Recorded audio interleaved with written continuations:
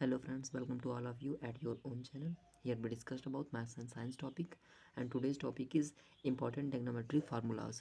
आज हम सीखेंगे सबसे महत्वपूर्ण त्रिकोणमितीय सूत्रों को कैसे याद करें और उनका उपयोग कहाँ कहाँ कर सकते हैं। तो वीडियो में अंत तक बने रहिएगा। तो फ्रेंड्स, जैसा कि हम जानते हैं कि हमारे पास 6 त्रिकोणमितीय अनुपात होते हैं, साइन, कॉस, टैन, सेक, कॉसेक और कॉट। इन्हीं 6 त्रिकोणमितीय अनुपातों का यूज करके हम बहुत सारे फार्मूले बनाते हैं जिन्हें हम त्रिकोणमितीय सर्वसमीकरणों के नाम से जानते हैं।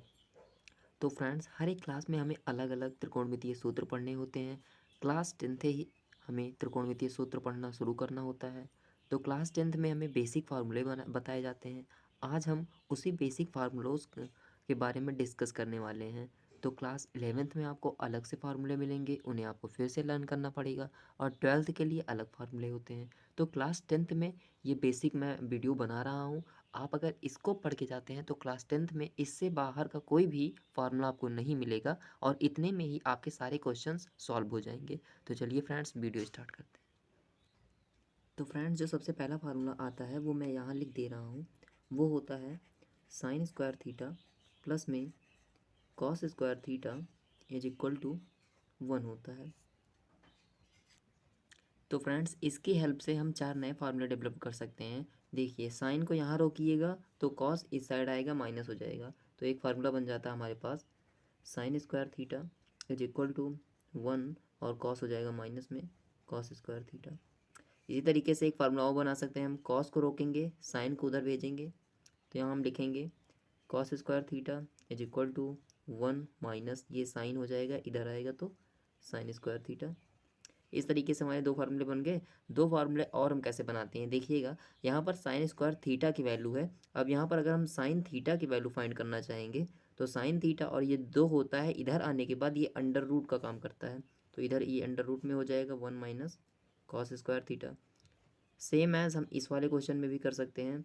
यहाँ पर जो फार्मूला है इसमें अगर हमें कॉस थीटा की वैल्यू चाहिए होगी तो हम लिखेंगे cos theta is equal to under root के अंदर 1 माइनस साइन स्क्वायर थीटा। इस तरीके से एक फार्मूले से 4 फार्मूले तैयार होते हैं।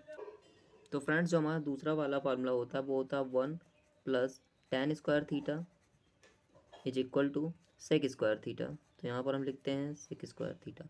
अब इससे भी हम 4 अलग अलग फार्मूले तैयार कर सकते हैं, देखिएगा। तो सबसे पहले हम यहाँ 1 को इसी साइड रोकेंगे, टेन को उधर भेजेंगे तो 1 यहीं रहेगा प्लस में। यहाँ पर सेक स्क्वायर थीटा पहले से है तो लिख दीजिएगा सेक स्क्वायर थीटा, ये प्लस है, इधर आएगा माइनस में टेन स्क्वायर थीटा। तो एक फार्मूला और बन गया। अब देखिएगा, 2 क्वेश्चन, देखिए यहाँ पर 2 क्वांटिटीज़ होती हैं। तो एक को पहले भेजा, अब यहाँ पर 10 को भेज देते हैं। तो एक बार हमने एक को भेजेंगे तो इधर हो जाएगा 10 का फार्मूला आ जाएगा हमारे पास, tan square theta is equal to sec, यहाँ पर पहले से ही है सेक स्क्वायर थीटा। एक को हमने इधर भेजा तो माइनस में 1 आ जाएगा। तो यहाँ पर देखिएगा हम किसकी किसकी वैल्यू फाइंड कर सकते हैं। यहाँ पर अगर हमें अंडर रूट में वैल्यू फाइंड करनी है तो यहाँ पर हमें जो ये सेक के ऊपर स्क्वायर दिख रहा है इसको यहाँ भेजेंगे तो हमारे पास फार्मूला क्या निकल कर आएगा, ये स्क्वायर इसके ऊपर आ जाएगा तो ये हो जाएगा अंडर रूट में 1 प्लस में tan square theta is equal to sec theta हमारे पास पहले से ही है, इसको ऐसा लिख सकते हैं। इसी तरीके से सेम हम इस लास्ट वाले को भी कर सकते हैं। यहाँ पर टेन स्क्वायर थीटा है तो यहाँ देखिएगा हम टेन थीटा की वैल्यू फाइंड करते हैं।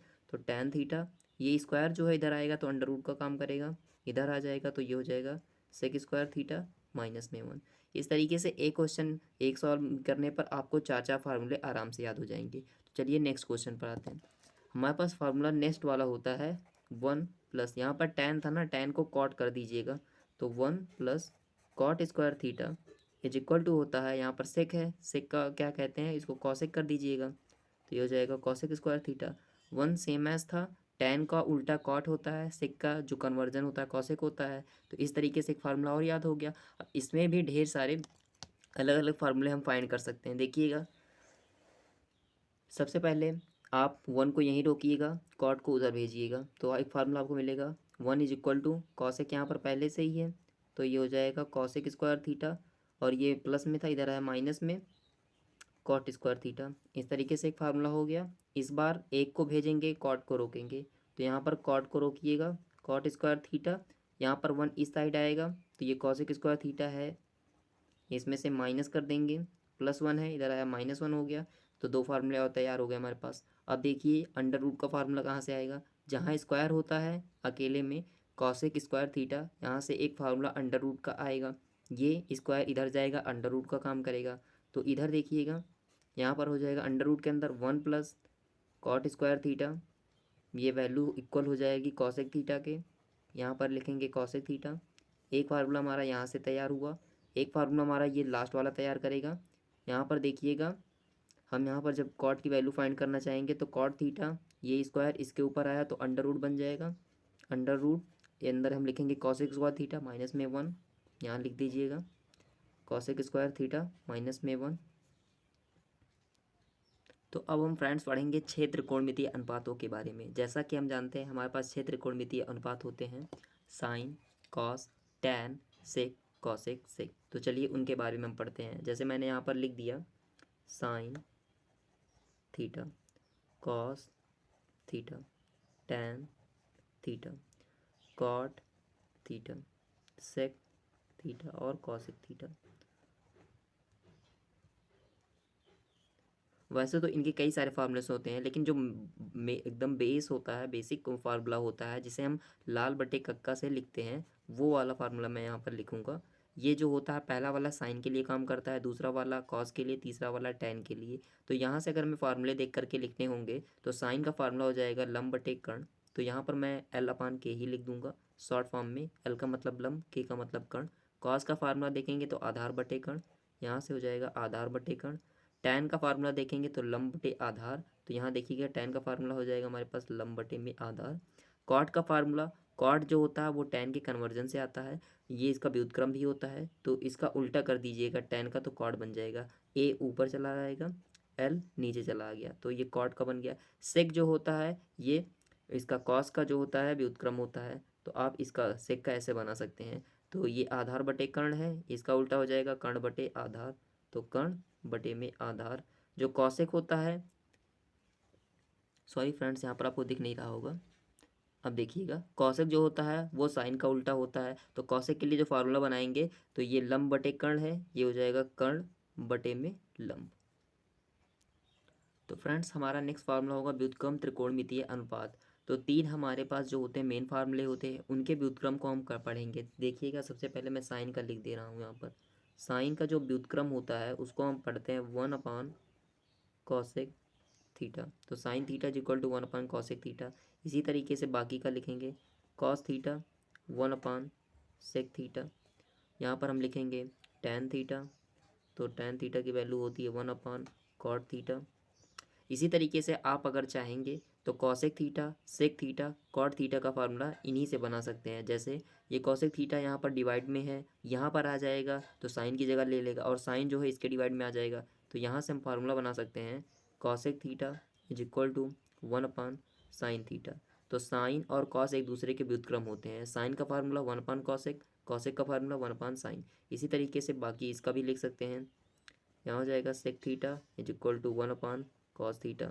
यहाँ पर हो जाएगा टेन क्या है तो हम कॉट का लिखेंगे, तो cot theta is equal to 1 upon tan theta. तो इस तरीके से व्युत्क्रम के फार्मूले भी हम याद कर सकते हैं।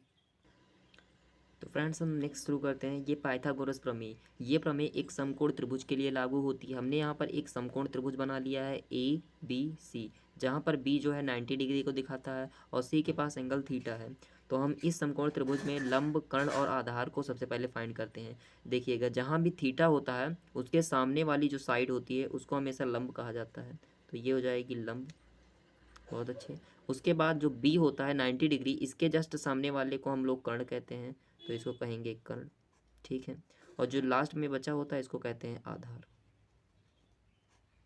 तो जो पाइथागोरस प्रमेय होती है हमें इन्हीं तीनों में संबंध बताती है। वो संबंध होता है कर्ण का स्क्वायर बराबर लंब का स्क्वायर धन आधार का स्क्वायर। तो इस तरीके से किसी भी क्वेश्चन में अगर आपको दो वैल्यूज़ दी होंगी लंब और आधार, तो आप कर्ण का मान आराम से ज्ञात कर सकते हैं। अगर आपको कर्ण और आधार दिया है और लंब की वैल्यू फाइंड करनी है तो लंब को यहाँ लिखिएगा लंब का स्क्वायर।